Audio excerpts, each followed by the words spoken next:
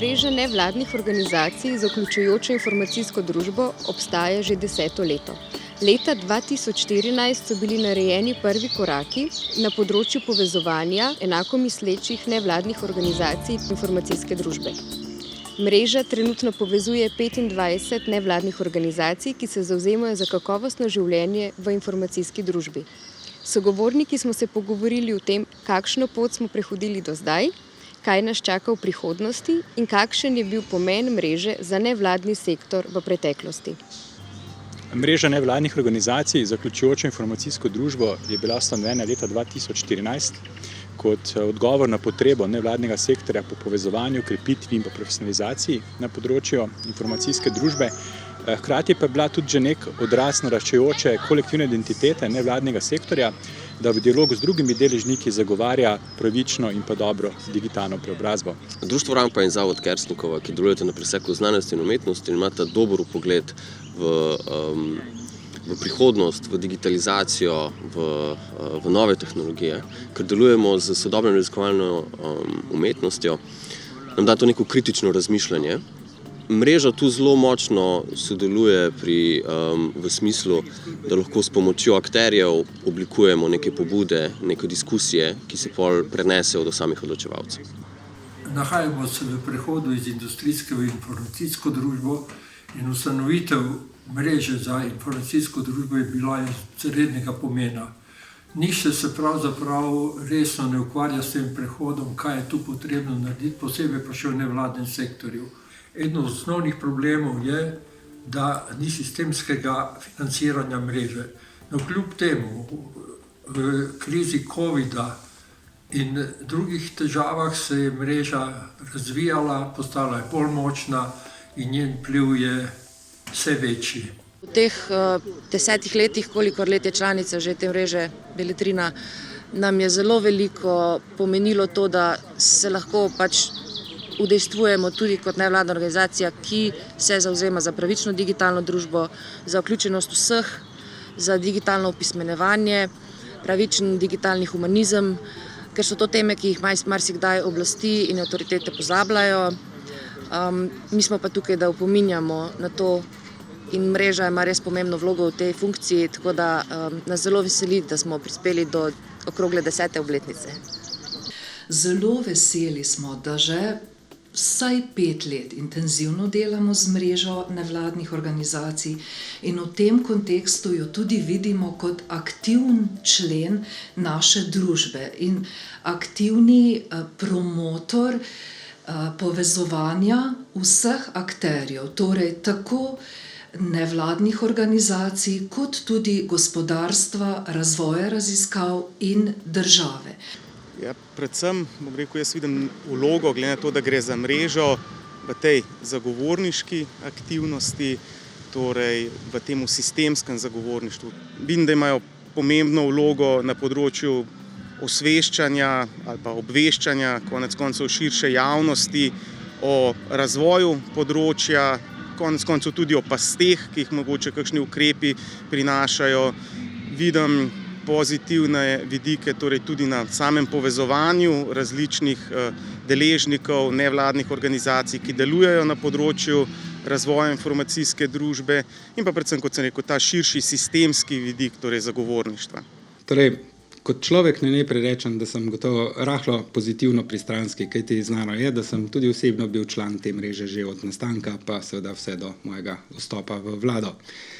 Kot državni sekretar na ministrstvu pristojno tudi za nevladne organizacije, pa lahko povem, da je mreža nevladnih organizacij za vključujočo informacijsko družbo, tako zvana vsebinska mreža, pomembno podporno okolje, recimo celo humus za razvoj in rast pravzaprav vseh nevladnih organizacij na nekem področju, konkretno tu seveda na področju delovanja informacijske družbe, torej digitalizacije, kot se bolj popularno reče, IT tehnologiji in drugih tovrstnih zadev.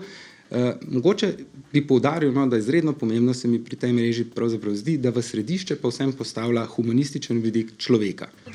V prvem desetletju delovanja mreže Novo Vid bi izpostavil predvsem naslednje pomembne dosežke.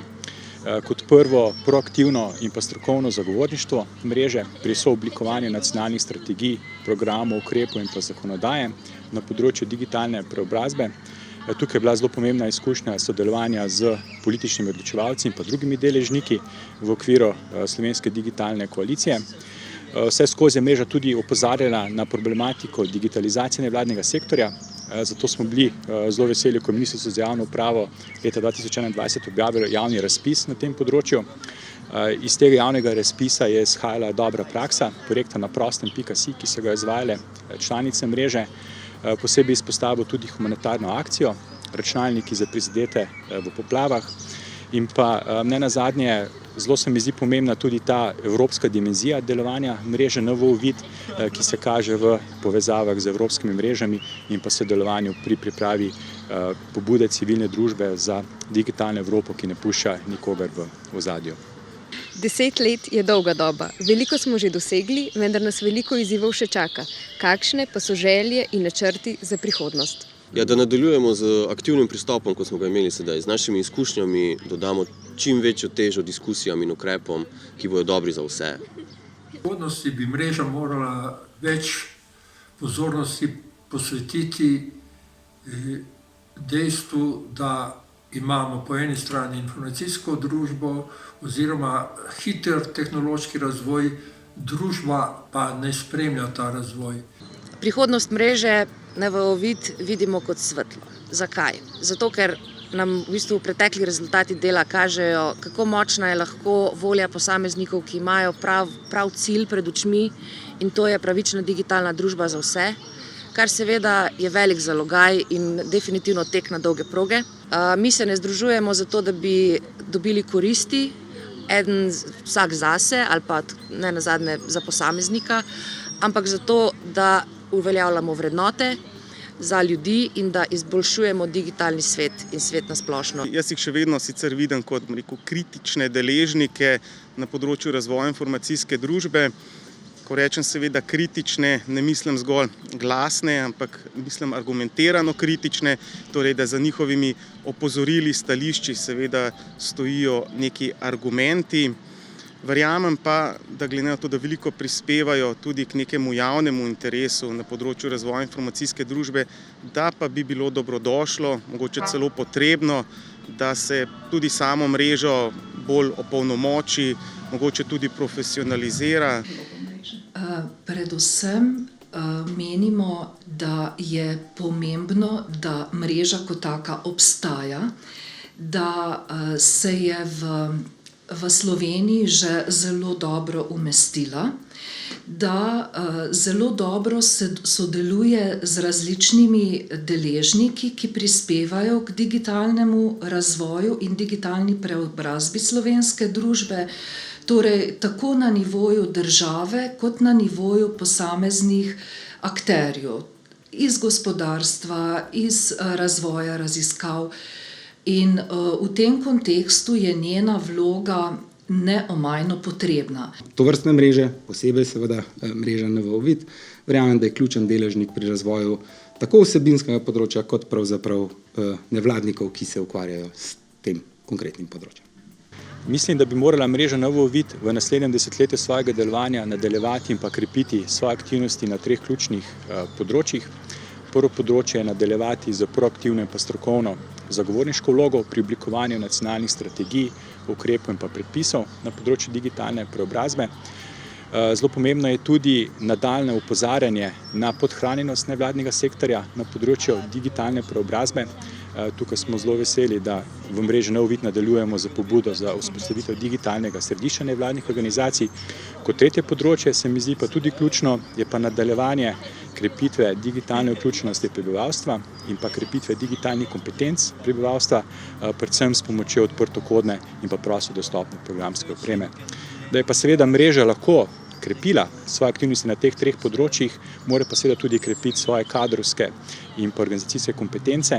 Pri tem se mi zdi pa zelo pomembno, da bodo pristojna ministrstva izvajale določbe, ki izhajajo iz zakona o digitalni vključenosti in pa zakona o nevladnih organizacijah. Tako kot do zdaj si bomo še naprej prizadevali za etično digitalizacijo, odprt in socialno pravičen internet ter opolnomočenje ljudi v informacijski družbi. Torej za digitalizacijo v službi človeka. Digitalizacija nam ne sme biti cilj samo po sebi, ampak zgolj orodje za doseganje boljšega življenja v naši družbi.